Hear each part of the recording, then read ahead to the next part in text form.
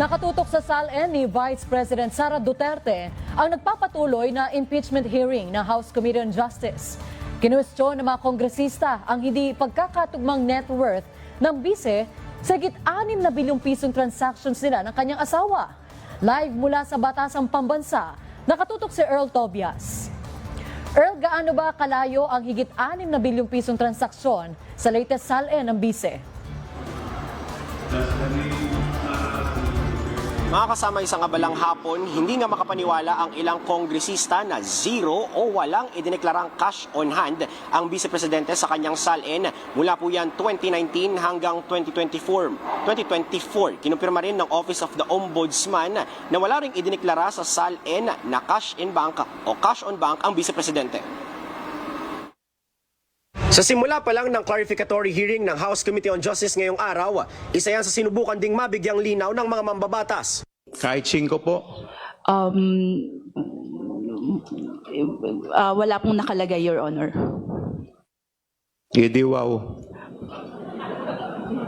Pero sabi ng Anti-Money Laundering Council, may suspicious financial transactions si VP Sara at ang kanyang asawa na si Man Scarpio mula 2006 to 2025. Ayon pa sa report ng ahensya, nasa 40 to 60 million pesos ang halaga ng ilang bawat transactions na umabot pa ng hanggang 6.7 billion pesos sa kabuuan. Dahil dyan na-question din ang hindi nagtutugmang network ng Vice Presidente sa kanyang SALN kumpara sa mga nabanggit na bank transactions. Halimbawa na lang ang 18.8 million declared network ng Vice noong 2009 pero meron siyang mahigit 700 million pesos na bank transactions.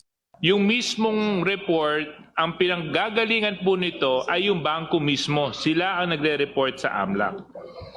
At ang nakakapagtaka po, Madam Chair, para yatang hindi nagtutugma yung kwento sa kwenta. Mas malaki po yung nai-report ng AMLAC at ng mga bangko sa AMLAC kaysa sa dun sa lumalabas sa SALN. Minsan naman ang sinabi ni VP Sara Duterte, nahaharapin niya ang mga alegasyon kung aakyat sa impeachment trial ang reklamo sa kanya at kung nakuha ang bank records niya sa legal na pamamaraan.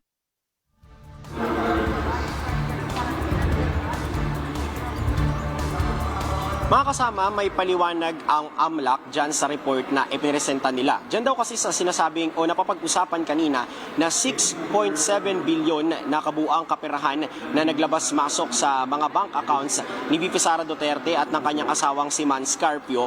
Ang bumubuo raw dyan ay ang mga covered transactions at suspicious transactions. May pinagkaiba raw yung dalawa. Yung covered transactions, kapag lampas sa 500,000 o kalahating milyong piso, yung nag-inflow o nag-outflow sa isang bangko, automatic daw yon na inire-report ng isang bangko sa AMLAC at inire-record bilang covered transaction. Yung suspicious transaction naman daw, walang certain amount, hindi importante kung gaano kalaki o kung gaano kaliit, pero nakita ng bangko na may maanomalya o kahina-hinalang paggalaw ng pera doon sa nasabing kliyente. Sa makatuwid, hindi pa masasabi na maanomalya yung buong 6.7 billion pesos na yan, pero kung ibabangga raw yan sa SALN ni VP Sara Duterte noong 2024, kung saan 88 million pesos lang ang kanyang declared net worth, medyo malayo raw talaga yung pinagkaiba at hindi nagtutugma. Balik muna sa inyo. Maraming salamat, Earl Tobias.